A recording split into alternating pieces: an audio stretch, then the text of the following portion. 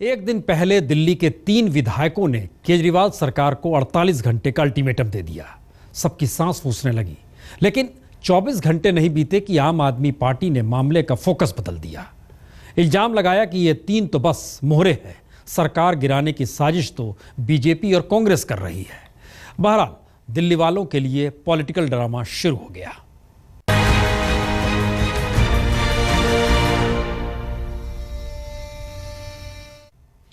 आम आदमी पार्टी का कहना है कि चूंकि बीजेपी और कांग्रेस बेईमान है, भ्रष्ट है, इसीलिए वो सरकार गिराने की लगातार साजिश कर रहे हैं।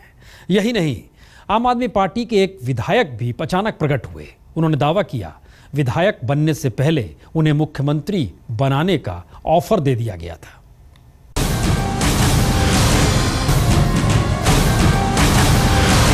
हम बहुत आम आदमी, हमारी कोई औकात नहीं है। अरविंद केजरीवाल के खिलाफ साजिश, सरकार गिराने की साजिश। क्या केजरीवाल के पीछे पड़े मोदी जेटली? कॉरपोरेट घरानों को रास नहीं आ रहे हैं केजरीवाल? जी हां, ये सवाल उठे हैं आम आदमी पार्टी की तरफ से। आम आदमी पार्टी का कहना है कि कांग्रेस और बीजेपी मिलकर दिल्ली में अरविंद केजरीवाल की सरकार गिराने की साजिश रच रहे हैं। नाम भी साफ साफ लिया जा रहा है। आम आदमी पार्टी सीधे सीधे नरेंद्र मोदी और अरुण जेटली पर सरकार गिराने की साजिश रचने के आरोप लगा रही है। लगातार सरकार को अस्थिर करने की कोशिश, बदनाम करने की कोशिश, सरकार को गिराने की कोशिश भारतीय जनता पार्टी और कांग्रेस की तरफ से की जा रही है। भारतीय जनता पार्टी के इस पूरे खेल में श्री अरुण जेटली, दिल्ली के विधायक दल के नेता हर्षवर्धन जी और कल से जिस प्रकार के संकेत मिल रहे हैं, स्वयं नरेंद्र मोदी इस पूरे खेल में शामिल हो गए हैं कि सरकार कैसे गिरेगी। अरविंद केजरीवाल और उनकी आम आदमी पार्टी हर हालात का फायदा उठाने में लगी है। तीर उस पर कहीं से चले, लेकिन पार्टी उन तीरों को मोड़कर उनका रुख कांग्रेस और बीजेपी की तरफ करने में लगी है। पत्रकार से नेता में कन्वर्ट हुए आशुतोष तो दावे से कह रहे हैं कि सरकार गिराने की साजिश गांधीनगर से रची जा रही है। स्पष्ट तौर पे कहना चाहते हैं कि दरअसल ये पूरा का पूरा षड्यंत्र गांधीनगर में रचा गया है और दिल्ली में बैठकर उसको इंप्लीमेंट करने की कोशिश की जा रही है, क्योंकि इनको लगता है कि आम आदमी पार्टी की लोकप्रियता बढ़ गई है पिछले दिनों। खासतौर पर पिछले दिनों जब हमने 84 के दंगों को एसआईटी से जांच कराने की बात की, हमने जो वैट के सिंप्लीफिकेशन की बात की, हमने जो एफडीआई है रिटेल में उसको हटाने की बात की, हमने जो एंटी करप्शन हेल्पलाइन है उसको लागू करने की बात की, हमने दिल्ली में बिजली के दाम कम करने की बात की, हमने जब पानी को मुफ्त करने का काम किया, तो इससे ये घबराए हुए हैं। इसे कांग्रेस और बीजेपी की साजिश कहें या फिर आम आदमी की बौखलाहट, लेकिन रविवार को जब सरकार को समर्थन दे रहे 3 विधायकों ने केजरीवाल को समर्थन वापसी का अल्टीमेटम दिया तो पार्टी के तेवर कड़े हो गए। हमेशा सबूतों की बात करने वाली आम आदमी पार्टी जीते जागते सबूत के साथ आई थी। अब इन चेहरों को भी पहचान लीजिए। न्यूज चैनल देखने वाले दर्शकों के लिए नया चेहरा है। ये है दिल्ली के कस्तूरबा नगर से आम आदमी पार्टी के विधायक मदन लाल। आम आदमी पार्टी से हैं, लिहाजा शक की कोई गुंजाइश नहीं है, वरना बकौल इनके अगर ईमान डगमगा जाता तो ये केजरीवाल की जगह मुख्यमंत्री बन जाते। मदन लाल की माने तो उनके पास एक और फोन गुजरात के शख्स का आया था, जिसमें वो मदन लाल को मुख्यमंत्री नरेंद्र मोदी से मिलाने की बात कर रहा था, साथ में सीएम पद का प्रस्ताव भी दे रहा था।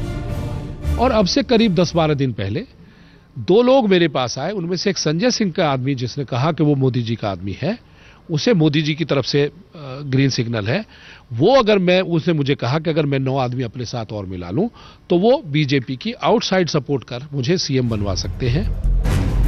कहानी अगर समझ में ना आई हो तो हम आपको समझाते हैं। आम आदमी पार्टी के इस विधायक का आरोप है कि 7 दिसंबर को उनके पास फोन आया था, जिसमें कहा गया था कि बीजेपी नेता अरुण जेटली उनसे बात करना चाहते हैं। देखिए, 7 दिसंबर 2013 को रात के 12:34 में मुझे कॉल आई और कॉलर ने मेरा नाम और कॉन्स्टिट्यूएंसी पूछने के बाद मुझसे कहा कि वो मेरी बात एक बहुत बड़े नेता से कराना चाहते हैं सुबह 5 से 6 बजे के बीच। जब मैंने जानना चाहा वो नेता कौन है तो उसने बताया कि वो अरुण जेटली हैं। रविवार को 3 विधायकों ने केजरीवाल सरकार के खिलाफ मोर्चा खोला था, मीडिया में जाकर ललकारा था, लेकिन आम आदमी पार्टी तो इस मामले में उनसे कहीं आगे है। उनका ईंट था तो आम आदमी पार्टी ने पत्थर से जवाब दिया, जो लगा है सीधे बीजेपी और कांग्रेस के माथे पर। सिद्धार्थ तिवारी, दिल्ली, आज तक। ड्रामा है, ड्रामे की तरह आगे बढ़ा, पर्दा फिर उठा। आम आदमी पार्टी ने पॉलिटिकली चिकोटी काटी तो बीजेपी और कांग्रेस का तिल मिलाना भी वाजिब था। अभी केजरीवाल की बेईमानों की लिस्ट से ही दोनों पार्टियां गुस्से में थी। अब इस बात से गुस्सा और भड़क गया। बीजेपी ने आरोपों को बकवास करार दिया तो कांग्रेस ने कहा साबित कीजिए।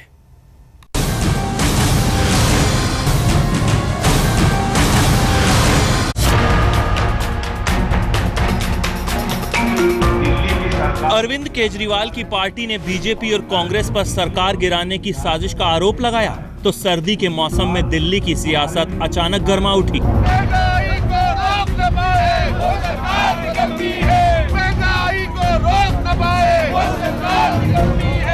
बीजेपी ने तो बाकायदा अरविंद केजरीवाल के घर के बाहर प्रदर्शन कर दिया। इस प्रदर्शन की अगुवाई कर रहे थे बीजेपी नेता विजय गोयल।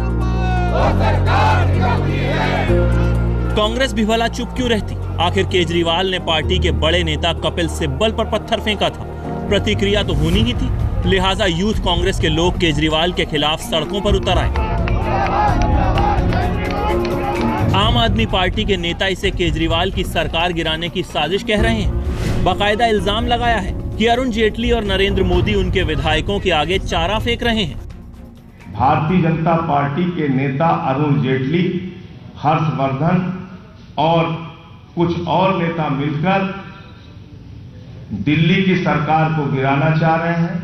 और कल जो बिन्नी और 3 विधायकों का खेल हुआ है, उसके बाद हमारे भी कुछ विधायकों से संपर्क करने की कोशिश की गई। हमारे भी कुछ लोगों से संपर्क करने की कोशिश की गई कि आपको ये पद दे दिया जाएगा, इतना रुपया दे दिया जाएगा। हालांकि आम आदमी पार्टी ने इतना बड़ा इल्जाम लगा दिया लेकिन कोई सबूत नहीं दे पाई। अलबत्ता वो कारण जरूर गिनवा रही है जिसके चलते बीजेपी और कांग्रेस उनकी सरकार के खिलाफ साजिश कर रही है। एक, जिस तरीके से यहाँ दिल्ली के अंदर बिजली कंपनियों के ऑडिट की बात हुई है, उससे खास तबका जो है औद्योगिक घराना वो उसमें हड़कंप मचा हुआ। ये वही औद्योगिक घराना है जो नरेंद्र मोदी और बीजेपी को पूरी तरीके से बैक कर रहा है और ये लोग चाहते हैं कि सरकार जितनी जल्दी उतनी जल्दी गिर जाए। आम आदमी पार्टी ने तीर चलाए तो बीजेपी भला खामोश कैसे रह सकती थी? बीजेपी नेता अरुण जेटली ने ट्वीट किया, आपका दावा बकवास है। झूठ बोलना और फरेब करना आपकी वैकल्पिक राजनीति का मूलभूत अधिकार है। आरोपों के छींटे कांग्रेस पर भी हैं, लिहाजा कांग्रेस आम आदमी पार्टी को अपनी बात साबित करने की चुनौती दे रही है। ये तो मुख्यमंत्री को तुरंत जांच का आदेश करके और जो उनके विधायक हैं उनको एफआईआर दर्ज करानी चाहिए। दिल्ली में 3 मोर्चों से सियासी जंग शुरू हो गई है। 3 मोर्चे अलग अलग हैं। आम आदमी पार्टी कांग्रेस और बीजेपी दोनों को टारगेट कर रही है तो कांग्रेस और बीजेपी के निशाने पर फिलहाल आम आदमी पार्टी और उसकी सरकार ही है। कुमार कुणाल और रोहित मिश्रा के साथ सिद्धार्थ तिवारी, दिल्ली, आज तक। रविवार का दिन था लेकिन इन सब के बावजूद भी 3 विधायक सामने आए। शोएब इकबाल, रामवीर शौकीन और विनोद कुमार बिन्नी। ऐसा तेवर दिखाया जैसे अभी ये केजरीवाल सरकार को मसल देंगे। पॉलिटिकल ड्रामा जमकर चला, फैलता चला गया। 48 घंटे का अल्टीमेटम था और 24 घंटे में पूरी नौटंकी ढढ़ा के गिर गई।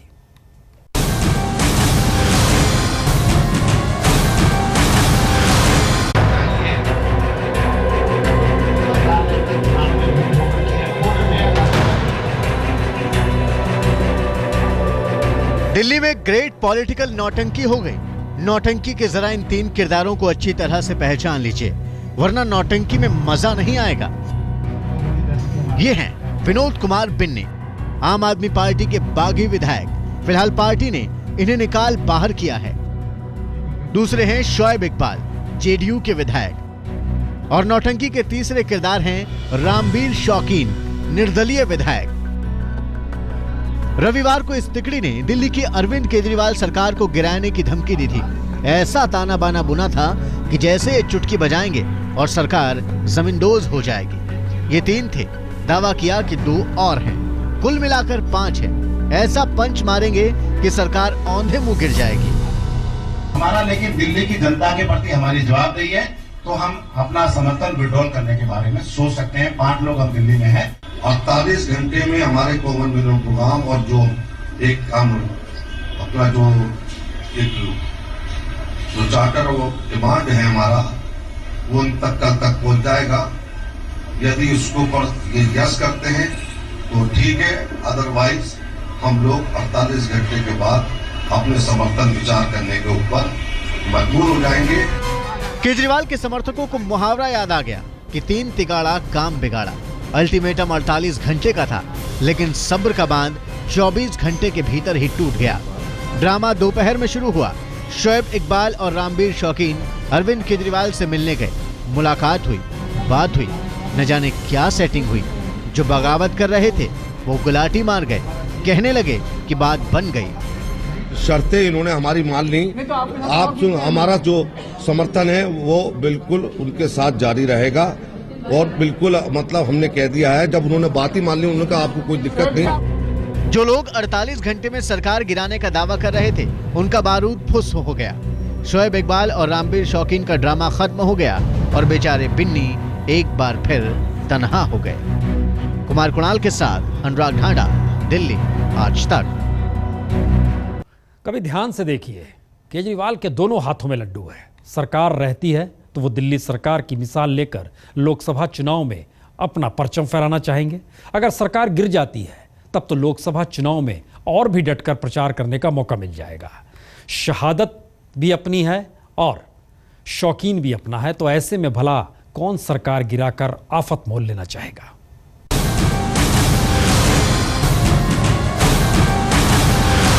सरकार को खतरा है, इसमें कोई शक नहीं। सरकार ने अब तक कानों में रुई ठोक रखी है, बिल्कुल बात करने को तैयार नहीं है, किसी बात का जवाब नहीं देती है। वो समर्थन हम रखेंगे सरकार से या नहीं रखेंगे, ये 48 घंटे के बाद फैसला करेगा। दिल्ली में सरकार गिराने का जो ड्रामा शुरू हुआ था वो खत्म हो गया, लेकिन ड्रामा खत्म होते होते आम आदमी पार्टी को एक बार फिर फायदा दिला गया।